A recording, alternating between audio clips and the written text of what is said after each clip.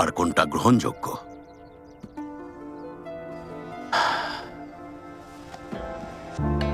তোমার কৃতিত্ব তোমার দাদাকে ছাড়িয়ে যাবে।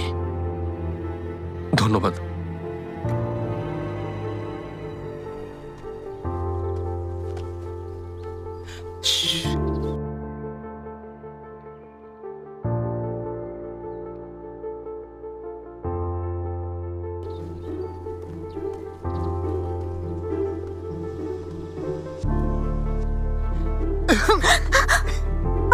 ভয় পাইয়ে দিয়েছো। তুমি কেন সবসময় এমন করো ভাইয়া? কি ভাবছিলে এতক্ষণ ধরে? গুরুত্বপূর্ণ কিছু নাকি? তোমার কি ধারণা ইয়ানশুন কোনো বিপদে পড়তে যাচ্ছে? বিপদ মানে? কয়েকদিন ধরে একটা দুঃস্বপ্ন দেখছি, ওকে কেউ ছুরিকাঘাত করছে। তুমি না অযথাই চিন্তা করছো, তেমন কিছুই হবে না। কিছু হবে না বললেই হবে? 3 বছর প্রায় শেষ হতে চলেছে। 3 বছর আগে কি হয়েছিল তা তুমি ভালো করেই জানো। ওর চারিদিকে অনেক শত্রু, ওরা কিছুতেই ইয়ানশুনকে নিরাপদে উত্তরিয়ানে ফিরতে দেবে না। তাহলে কি করবে? বাবা ইতিমধ্যে ইউএনইউএ কে ইঙ্গে প্রাসাদ পাহারা দেওয়ার কঠোর নির্দেশ দিয়েছেন। কিন্তু এটা কি আর কোনো স্থায়ী সমাধান বলো? কতদিন এভাবে পাহারায় রাখবে?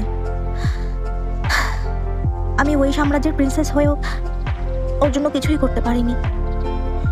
চুন, তুমি তাহলে এটা নিয়ে এত চিন্তিত? কি আর করার বলো, প্রাসাদের ভেতরে থাকায় এসব আমাদের নাগালে নেই।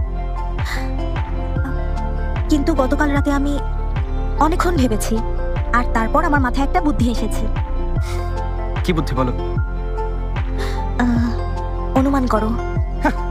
আমি পারবো না, আর যদি না বলতে চাও আমি চলে যাই।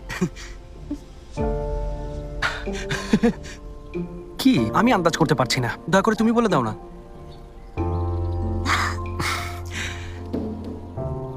শোনো ভাইয়া, বলছিলাম কি, ইয়ানশুন যদি বাবার জামাই হয়ে যায় তাহলে কেউ ওর ক্ষতি করার চেষ্টা করবে না।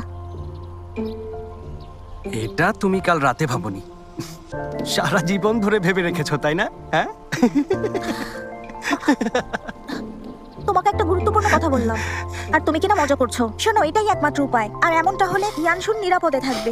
তাহলে শোনো, একটা কথা বলে রাখি, ইয়ানশুনের এই বিয়েতে রাজি হওয়ার কোনো রকম সম্ভাবনা নেই। মনে হয় না বাবাও এই বিয়েতে রাজি হবেন। তোমার কাছে এর চাইতে ভালো বুদ্ধি আছে?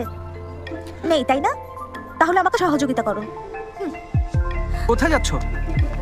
দেখো, বাবাকে কিন্তু এসব বলতে যেও না, উনি ভাববেন ইয়ানশুন তোমাকে বলতে বলেছে, এতে ও আরো বড় সমস্যায় পড়বে। চুন শোনো,